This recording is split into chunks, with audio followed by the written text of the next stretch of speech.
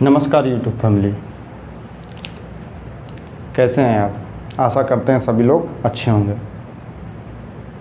आज की क्लास शुरू करने से पहले मैं आपसे कुछ बात करना चाहता हूँ। वो बात महज 5 मिनट की होगी, उसके बाद हम आज की क्लास को शुरू करेंगे। वो जो बात करना चाहते हैं वो बात होगी कि क्या और बदलाव किए जा सकते हैं, पढ़ाने को कैसे और रुचिकर बनाया जा सकता है, स्टडी को और कैसे इंटरेस्टिंग बनाया जा सकता है। तो उन सब के लिए हम आपसे कुछ सुझाव मांगना चाहेंगे और वो सुझाव आपको कैसे देना है, उस सुझाव के लिए आपको एक मेल दी जाएगी, इंस्टाग्राम आईडी दी जाएगी, और जो इन दोनों चीज़ों पर अवेलेबल नहीं होंगे, जो लोग इन दोनों प्लेटफॉर्म पर अवेलेबल नहीं होंगे, वो व्हाट्सएप भी कर सकते हैं।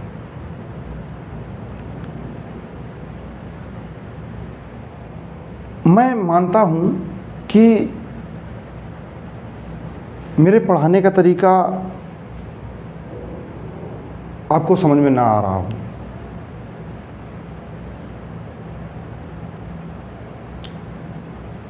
मैं एक वादा आपसे ज़रूर करना चाहूँगा कि मैं प्रतिदिन कुछ ना कुछ नई चीज़ें सीखता हूँ और प्रतिदिन खुद में बदलाव लाने की एक कोशिश करता हूँ।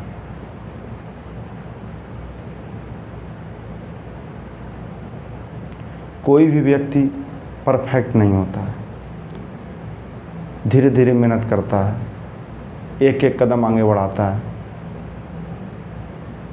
तब जाकर कहीं वो एक परफेक्ट व्यक्ति बनता है। और आप सभी लोग हमारे परिवार का एक हिस्सा हैं और उस परिवार को कहते हैं यूट्यूब फैमिली। तो परिवार के एक सदस्य होने के नाते मैं आपसे 2 चीज़ें मांगना चाहता हूँ।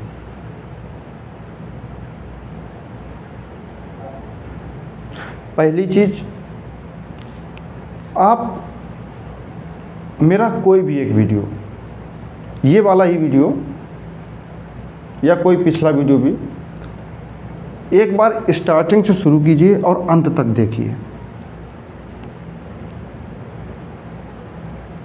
और ये वीडियो बहुत छोटा बनाएंगे ताकि आपको देखने में आसानी हो और आपका समय भी बचे। और उस पूरे वीडियो को देखने के बाद आप खुद में एक एनालिसिस कीजिए, क्या इस वीडियो से मैंने कुछ नया सीखा? क्या इस वीडियो को पढ़ने से पहले मुझे इस टॉपिक की इतनी जानकारी थी? इससे मैंने कुछ नया सीखा? और क्या कुछ मैंने ऐसा सीखा जो मुझे पहले से नहीं पता था? और इसके जवाब आपको स्वयं मिल जाएंगे। अगर आपको लगता है कि अगर आपने कुछ नया तो सीखा है, लेकिन इस चीज़ को अगर ऐसा किया जाता या इसमें ये बदलाव हो जाता तो और बेहतर होता, तो उसके लिए हमें आपके सुझाव चाहिए होंगे। हम लोग एक परिवार का हिस्सा हैं और परिवार का मतलब यही होता है कि सपोर्ट करना, उसके साथ खड़ा रहना। एक परिवार वही होता है जो उसके हर परिस्थिति में उसके साथ खड़ा रहे।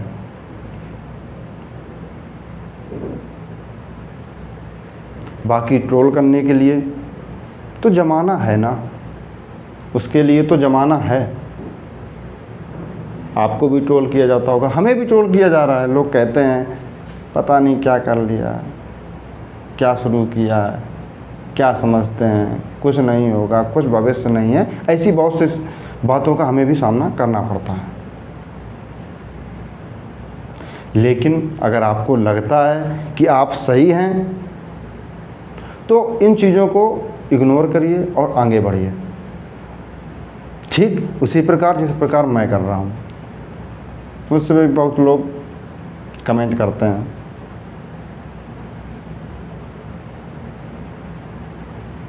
जब आप आगे बढ़ने की कोशिश करते हैं तो हमेशा एक व्यक्ति आपको पीछे धकेलने की कोशिश करता है और आपको बस उन व्यक्तियों से क्या करना है, पीछा छुड़ाना है, उनसे लड़ना नहीं है, इग्नोर करना है। क्योंकि आपको कल ही बताया गया था कि लड़ाई करने से हमेशा क्या होता है, नुकसान होता है और नुकसान के अलावा इसके कोई फ़ायदा नहीं होता।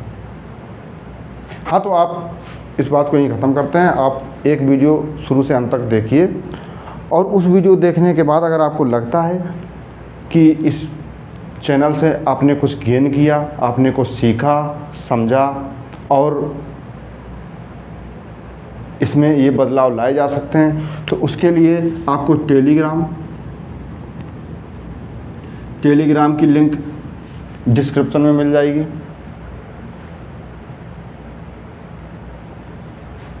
आपको इंस्टाग्राम आईडी डिस्क्रिप्शन में मिल जाएगी। अगर डिस्क्रिप्शन नहीं मिल रही है तो आप क्या करेंगे, इस चैनल से @G23/academy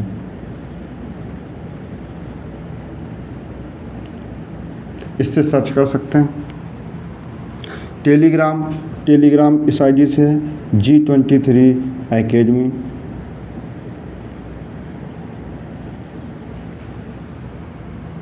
और अगर आपको लगता है इन दोनों प्लेटफॉर्म पर आप अवेलेबल नहीं हैं तो आपको ओनली ऑन मैसेज करना है। क्या करना है, सिर्फ और सिर्फ मैसेज करना है। और मैसेज के लिए व्हाट्सएप नंबर क्या होगा, व्हाट्सएप नंबर होगा +91 7310119576। ये सिर्फ और सिर्फ मैसेज के लिए, कॉल आपको नहीं करना है, आपको इस पर कॉल नहीं करना है। और अगर आपको लगता है कि इस चैनल से मैंने कुछ नहीं सीखा है और ना ही भविष्य में कुछ सीख सकता हूँ, तो आप इसके लिए आज़ाद हैं। आपको लगता है कि चैनल को अनसब्सक्राइब करना है तो आप अनसब्सक्राइब कर सकते हैं, वीडियो को डिसलाइक भी कर सकते हैं और वीडियो पर कमेंट भी कर सकते हैं, और इसके लिए आप आज़ाद हैं। Thank you. आगे इस चैप्टर को शुरू करते हैं। तो कल हम लोगों ने कोशिका के अंगों के बारे में अध्ययन किया था, जाना था कि क्या होते हैं माइटोकॉन्ड्रिया, क्या होता है गोल्गी बॉडी, क्या होता है वैक्यूल्स, क्या होता है एंडोप्लाज्मिक रेटिकुलम, क्या होता है कोशिका भित्ति और क्या होता है सेल मेम्ब्रेन, सेल वॉल। इन सब चीज़ों के बारे में अध्ययन किया था, है ना। तो आज हम लोग इसी के आगे शुरू करते हैं और आज हम बेटा एक फिगर के जरिए पादप कोशिका को और जंतु कोशिका को विभाजित करेंगे और दोनों में अंतर देखेंगे, दोनों में समानताएं देखेंगे और उसके बाद शुरू करेंगे सेल के टॉपिक्स। सेल में क्या, सेल के प्रकार, टाइप्स ऑफ सेल, है ना। तो सबसे पहले फिगर समझाते हैं। ये मान लो है पादप कोशिका, पादप कोशिका को बेटा इंग्लिश में बोलते हैं प्लांट सेल।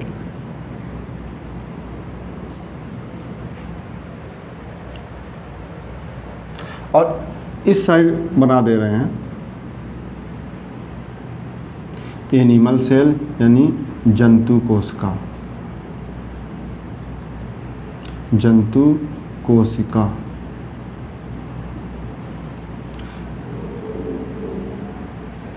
Animal cell.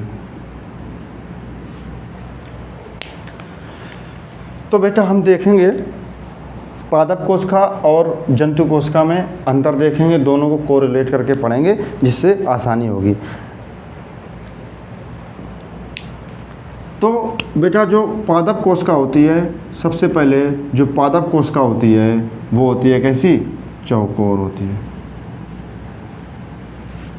पादप कोशिका कैसी होती है बेटा, चौकोर होती है। और जंतु कोशिका कैसी होती है, गोल होती है।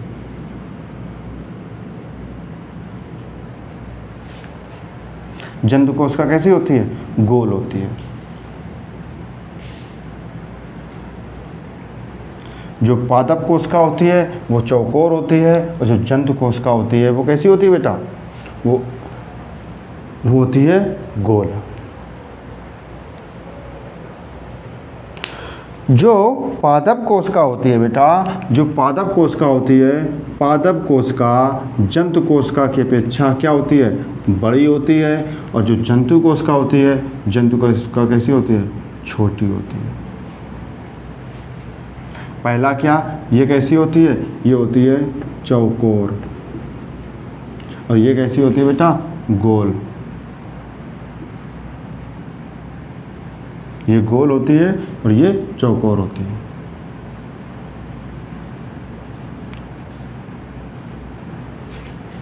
क्या देखा, जो पादप कोशिका होती है वो चौकोर होती है तथा बड़ी होती है, और जो जंतु कोशिका होती है वो छोटी होती है तथा कैसी होती है, गोल होती है।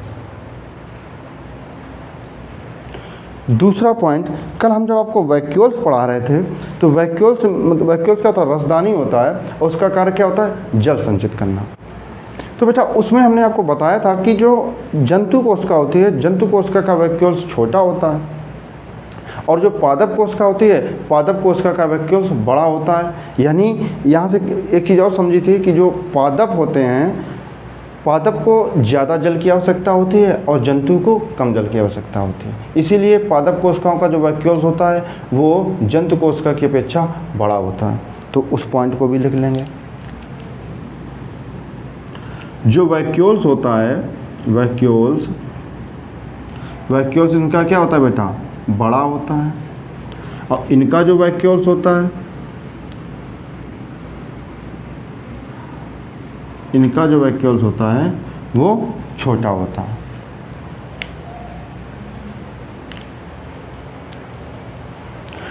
जो बेटा पादप कोशिका होता है, जो पादप कोशिका होती है, पादप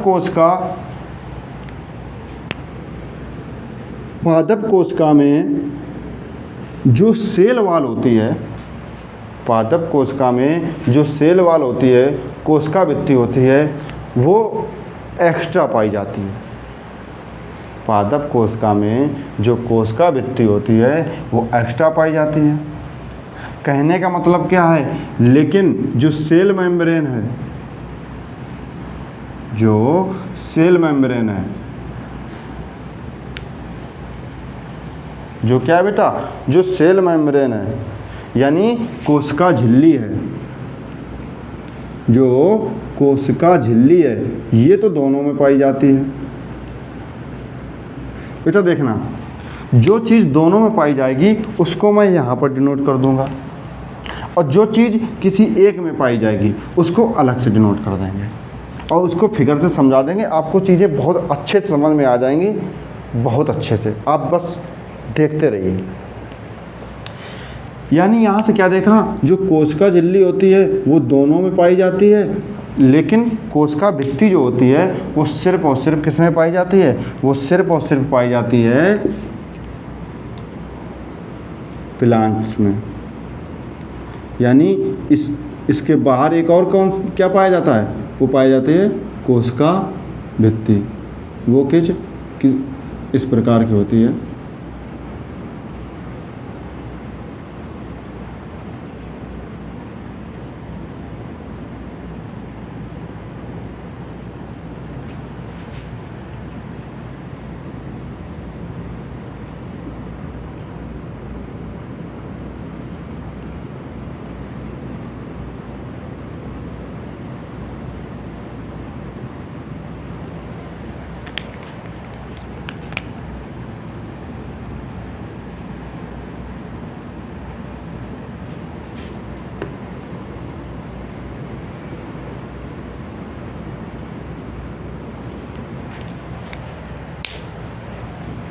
यहाँ से क्या देखा, यहाँ से हमने देखा कि जो पादप कोशिका होती है बेटा, जो पादप कोशिका होती है, पादप कोशिका में कोशिका भित्ति जो होती है वो क्या एक्स्ट्रा पाई जाती है।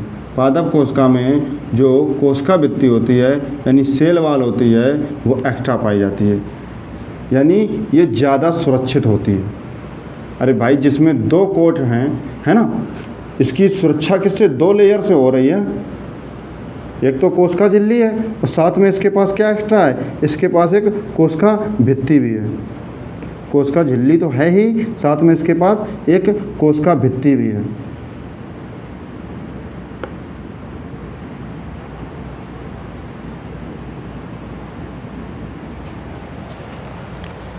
ये क्या हो गई बेटा, ये हो गई आपकी कोशिका भित्ति। कोशिका भित्ति।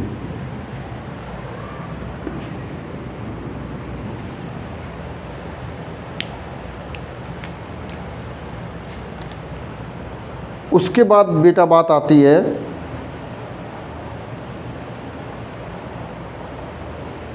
कि जो जंतु कोशिका होती है, जो जंतु कोशिका होती है, जंतु कोशिका में सीलिया, फ्लैजेला और लाइसोसोम। जंतु कोशिका में सीलिया, फ्लैजेला और लाइसोसोम एक्स्ट्रा पाए जाते हैं। क्या क्या, सीलिया, फ्लैजेला और लाइसोसोम, ये एक्स्ट्रा पाए जाते हैं।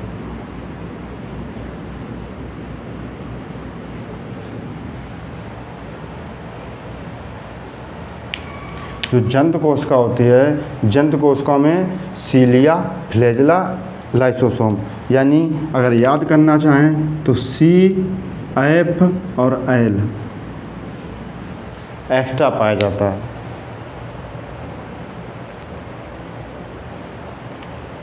और इसमें एक्स्ट्रा क्या पाया जाता है, इसमें एक्स्ट्रा पाया जाता है बेटा प्लास्टिड। प्लास्टिड, प्लास्टिड मीन्स लवक। प्लास्टिड मीन्स लवक। वो एग्जाम में आपसे लवक ना पूछते, क्या एग्जाम्पल पूछता है, क्लोरोप्लास्ट पूछता है। तो इसको साइड में और सही से लिख लेना, क्लोरोप्लास्ट। बेटा प्लास्टिड पाया जाएगा तो क्लोरोप्लास्ट तो पाया ही जाएगा ना। जो क्लोरोप्लास्ट है वो किसका पार्ट है, प्लास्टिड का। यानी अगर प्लास्टिड पाया जा रहा है तो क्लोरोप्लास्ट तो पाया ही जाएगा ना।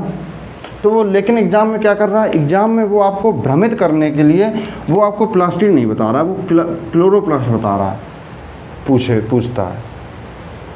एक बात यहाँ से आपको क्वेश्चन उठना चाहिए कि अगर लाइसोसोम जंतु कोशिका में, सॉरी पादप कोशिका में नहीं होता है तो इसका, अगर कोई कोशिका मर जाती है तो पुनर्निर्माण कैसे होता है। तो बेटा अगर कोई पादप कोशिका है, पादप कोशिका की अगर कोई पादप कोशिका अगर कोई कोशिका अंग मर गया है तो उसकी सफाई जल्दी नहीं हो पाती, क्योंकि जो लाइसोसोम है, लाइसोसोम क्या होता है, एक सफाई कर्मी होता है। लाइसोसोम क्या कहा जाता है, कोशिका का सफाई कर्मी कहा जाता है, ग्रेवयार्ड ऑफ सेल कहा जाता है। तो अगर पादप कोशिका है और पादप कोशिका की कोई भी अंग अगर ख़त्म हो गया तो वहाँ पर उस कोशिका की जो सफाई है वो जल्दी नहीं हो पाती।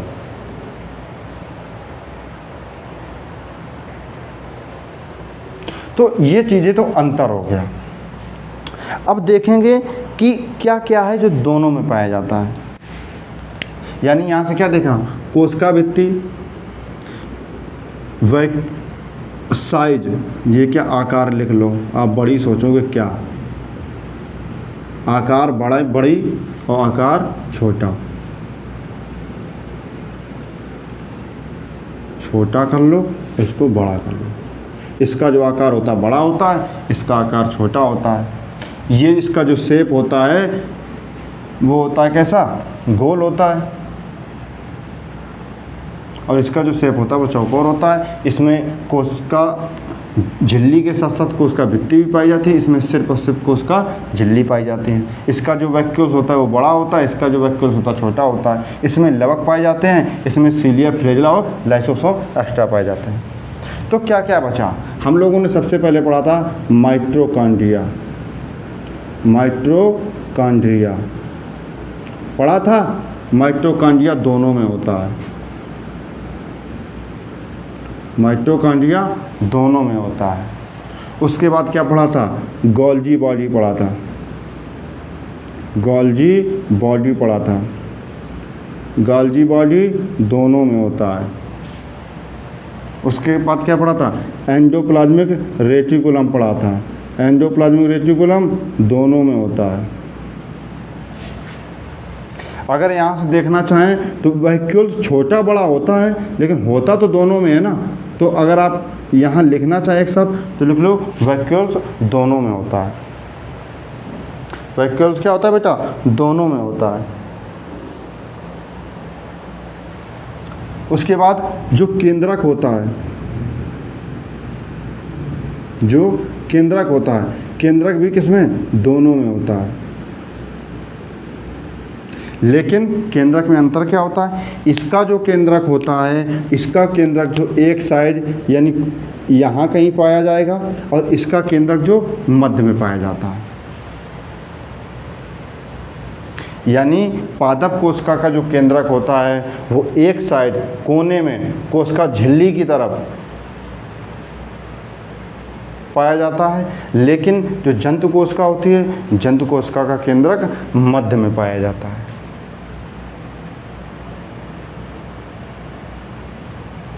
उसके बाद जो बेटा राइबोसोम होता था, राइबोसोम होता था, और राइबोसोम भी कौन सा, ATS।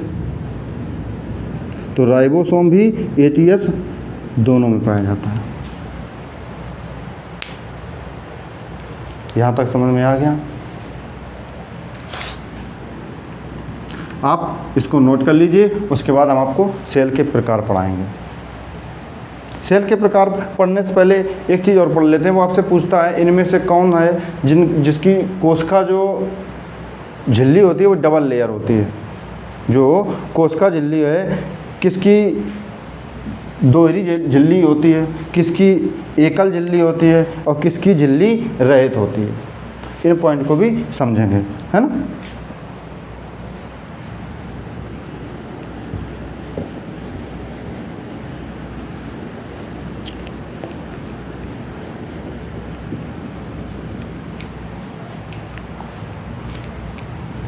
तो बेटा कोशिकांग, कोशिकांग यानी कोशिका के अंग।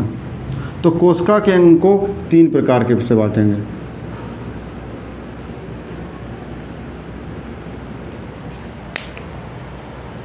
कोशिका के अंग को कितने प्रकार से बांटेंगे, 3 प्रकार से बांटेंगे। पहला प्रकार होगा आपका दोहरी झिल्ली,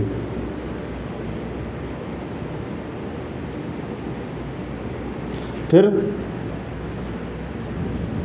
एकल झिल्ली, एकल झिल्ली, और यहाँ क्या होगा, झिल्ली रहित, झिल्ली रहित।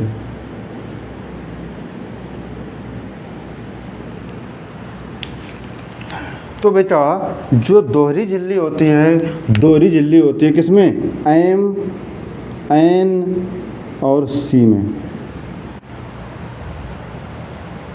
MNC आपने सुना होगा, MNC आपने क्या सुना होगा, आपने सुना होगा मल्टी नेशनल कंपनी, मल्टी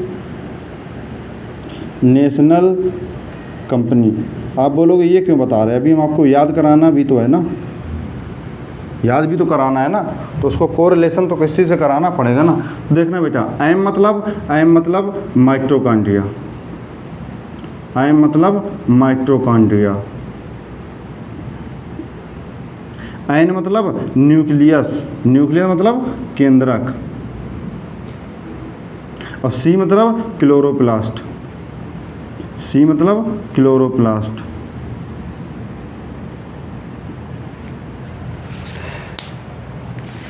बेटा दोहरी झिल्ली है तो ज़्यादा सुरक्षित है, ज़्यादा सुरक्षित है यानी उसके पास ज़्यादा सुविधाएं हैं। अगर माइटोकॉन्ड्रिया, केंद्रक और क्लोरोप्लास्ट के पास दोहरी झिल्ली है तो ज़्यादा सुरक्षित हुए ना।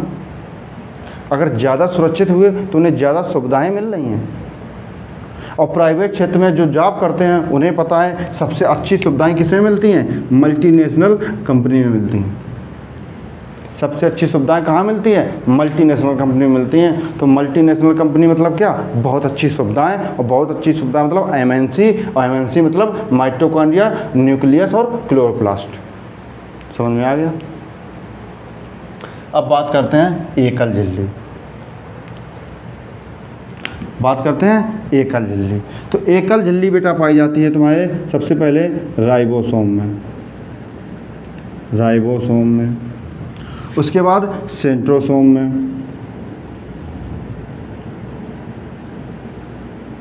सेंट्रोसोम मतलब तारककाय, उसके बाद केंद्रका में।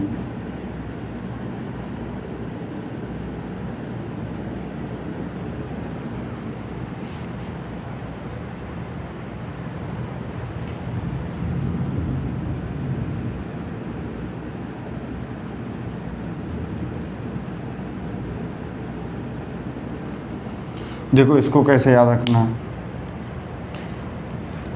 बेटा। जो एकल झिल्ली है, एकल झिल्ली के दोनों लास्ट में क्या आ रहा है, सोम आ रहा है।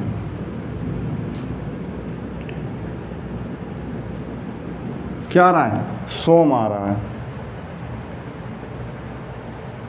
और सोम क्या होता है, सोम से याद रखो सोमवार, सोम से क्या रखोगे, और सोमवार। और सोमवार सप्ताह का कौन सा दिन होता है, सोमवार होता है सप्ताह का पहला दिन, सप्ताह का पहला दिन। समझ में आया। जो राइबोसोम है, सेंट्रोसोम है, दोनों में आ रहा है सोम, और सोम होता है मतलब सोमवार, सोमवार होता है सप्ताह का पहला दिन। पहला मतलब फर्स्ट, फर्स्ट मतलब एक, एक मतलब एकल झिल्ली, एक मतलब एकल झिल्ली। समझ में आया।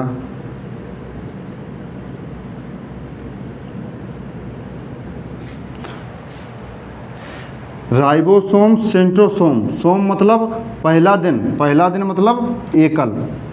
उसके बाद केंद्रका, केंद्रका, केंद्रका से एक शब्द तोड़ोगे आप केंद्र, केंद्रका से आप शब्द तोड़ोगे केंद्र। और केंद्र क्या होता है, केंद्र होता है मध्य यानी बीच, और बीच में कौन होता है, जो ना तो तुम्हारे साथ हो ना तो तुम्हारे साथ हो, हमेशा मस्त रहे। ना हमें दोहरी झिल्ली चाहिए और ना हमें झिल्ली रहित होना है, हमें एक मिल जाए हम उतने से खुश हैं, वो केंद्र होता है। केंद्र क्या होता है, केंद्र होता है मध्य में, जो दोनों के मध्य रहे। इसके पास दो हैं, इसके पास एक भी नहीं है, तो इसने कहा कि हम तो मध्य में रहेंगे, यानी इसकी एक कम कर देंगे और इससे एक ज़्यादा कर देंगे, और दो से एक कम करेंगे एक, और इससे एक कम करेंगे तो एक। अगर आपको ऐसे समझ में नहीं आ रहा तो फिर दूसरी ट्रिक भी है। केंद्र, केंद्र मतलब मध्य, और मध्य मतलब मध्यमान, और मध्यमान मतलब एवरेज। एवरेज मतलब क्या होता है, औसत। इन दोनों का औसत निकालो, इसके पास 2 झिल्ली, इसके पास 0 झिल्ली, और 2 + 0 का अगर आप औसत निकालोगे तो किससे भाग दोगे, इसका इसका औसत निकालना है, इसको तो छोड़ दो भाई, औसत इसका इसका निकालना है तो 2 से भाग दोगे, आंसर आ जाएगा 1। जब जो 1 आ जाएगा वो इसका आंसर हो जाएगा। यानी एकल झिल्ली किसके पास है, केंद्रका के पास। नहीं समझ में आया, समझो। राइबोसोम और सेंट्रोसोम दोनों में सोम है, सोमवार पहला दिन होता है सप्ताह का, यानी इनके पास एक झिल्ली। अगला पॉइंट केंद्र का। केंद्र का मतलब होता है मध्य, जो दोनों से अलग रहे। हमें तुम्हारी भी बात नहीं माननी, हमें तुम्हारी भी बात नहीं माननी, हम अपने में खुश हैं। यानी इसके पास थी 2 झिल्ली, इसके पास भी नहीं 1 भी झिल्ली, इसने 1 लेके खुश हो गया, यानी ये मध्य में चला गया, मध्यमान हो गया, एवरेज हो गया, ये खुश है। बस ऐसे याद रखना है। और जितने बाकी बच गए वो सब इसमें आ जाएंगे, झिल्ली रहित में। आपको इसकी याद ट्रिक बता दी है तो ये तो याद हो ही जाएंगे ना। आपको कोशिकांग सारे पढ़ा दिए गए हैं, आपको एमएनसी से ये याद करा दिया गया, आपको सोम और केंद्रका से इसको याद करा दिया। बाकी को अलग नहीं कर पाएंगे आप, इतना तो कर ही लेंगे ना। तो इसको यहीं ख़त्म करते हैं, इसको नोट करिए और आगे देखते हैं। इस क्लास को यहीं ख़त्म करते हैं। आगे टॉपिक में पढ़ेंगे सेल के प्रकार, types of cell, eukaryotic, prokaryotic, क्या यूकैरियोटिक होता है, क्या प्रोकैरियोटिक होता है, क्या कैरियोलॉजी होता है। इसको आपको कोरिलेशन करके पढ़ाया जाएगा। आपको बताया जाएगा कि अगर कहीं कैरियो शब्द आ रहा है तो कैरियो शब्द का मतलब होता है केंद्रक, प्रो मीन्स होता है पहले, जो बात कार्य को पहले कर ले उसको प्रो कहते हैं। आपने पबजी भी बोला होगा, तुम प्रो प्लेयर हो, यानी तुम हमसे पहले कार्य कर लेते हो इसलिए तुम प्रो हो। और जो केंद्रक के पहले कार्य कर लेगा यानी उसने केंद्रक बनने ही नहीं दिया, और जिसमें केंद्रक नहीं होता उसे प्रोकैरियोटिक बोलते हैं। जिसमें केंद्रक नहीं होता उसे प्रोकैरियोटिक बोलते हैं। समझ में आया? इसी प्रकार यूकैरियोटिक, इसी प्रकार क्या यूकैरियोटिक, यू मीन्स जब बन जाए। कैसे याद रखोगे? तो प्रोकैरियोटिक में 70S पाया जाता है और यूकैरियोटिक में 80S पाया जाता है। 80S किस में पाया जाएगा? तो यू में। यू मीन्स आपको हम देख सकते हैं, तो आप में क्या है? यूकैरियोटिक है।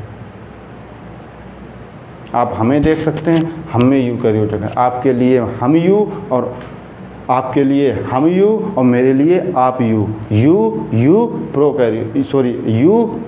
यूकैरियोटिक। और जिसको आप ना देख सकें, जिसको हम ना देख सकें, उसके पास क्या? प्रोकैरियोटिक। हम लोगों के देखने से जो हम लोगों को ना दिखाई दे उसमें प्रोकैरियोटिक पाया जाता है। इस क्लास को यहीं ख़त्म करते हैं, मिलते हैं नेक्स्ट क्लास में।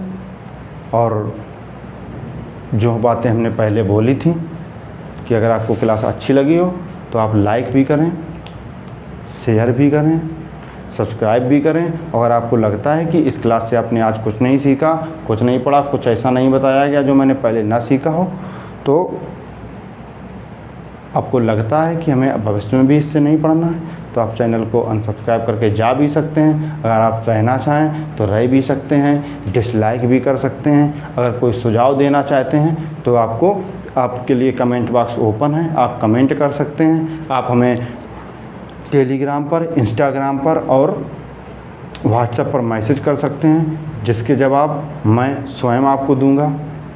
और आपके दिए गए सारे सुझावों को, आपके द्वारा दिए गए सारे सजेशंस को, जो मुझे लगता है कि हाँ ये बदलाव करने की आवश्यकता है, उसको ज़रूर किया जाएगा। Thank you. अपना ख्याल रखिए, पढ़ते रहिए, स्वस्थ रहिए। धन्यवाद।